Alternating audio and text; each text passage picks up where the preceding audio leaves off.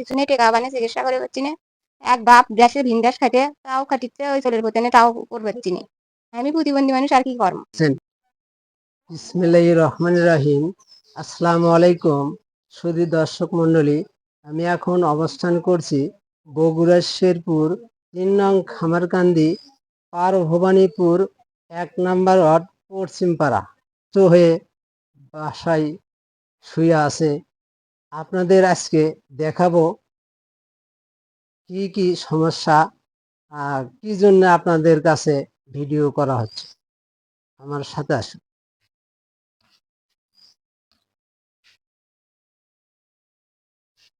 ছেলেটা inter pass করে, আল্লাহ না করুক কখন কার কোন বেদি হয় বলা তো যায় না, তবু দেখেন আল্লাহ তাকে অনেক কষ্ট করে তার এই সমস্যা দেখেন আপনাদের দেখাচ্ছি।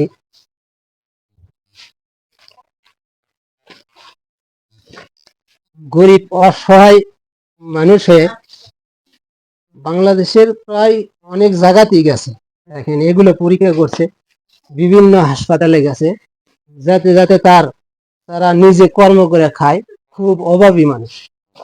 দেখেন বহুত পরীক্ষা নিরীক্ষা করছে। ছেলেটির কাছে যায়, এখন শোনা যাক তার কি সমস্যা। আচ্ছা, তোমার নামটা কি? মোহাম্মদ ইমন আহমেদ। মোহাম্মদ ইমন আহমেদ। তুমি লেখাপড়া করছো? হ্যাঁ, কি পাস করছো? Intermediate class. এখন তোমার কি কি সমস্যা হয়? এই দুই পাও টান করা যায় না, এই দুই পাও এক জায়গায় করা যায় না, কোনো মতো দাঁড়াতেই পারো না? বসলে হাড় ভেঙে পড়ে যায়। এখন ৩ বছর হলে প্রায় অসুখ। শুধু দর্শক মন্ডলী, আপনারা দেখতে পাচ্ছেন বেচারাটা ৩ বছর হলে ৪ বছরে পড়ছে এই রকম সমস্যা। হয় 10টা টাকা দিবেন, না হলে ভিডিওটা শেয়ার করবেন।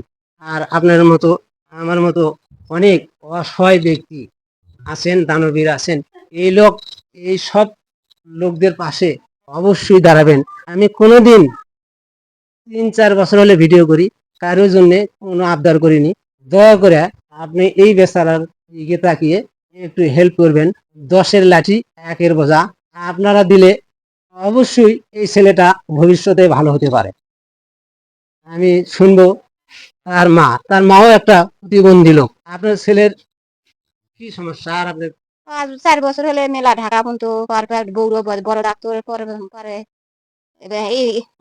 অনেক চিকিৎসা, মানে মেডিকেল মোহাম্মদ হাসপাতাল ধুলোগাড়ি সার্ভিস করে কোনো ডাক্তার আর হচ্ছে ওর খাচ্ছে না, এখন ওষুধ খাটিচ্ছে না, এখন ইন্ডিয়া পাঠাবে। এখন ডাক্তাররা বলছে ইন্ডিয়াতে, মানে দেশের বাইরে।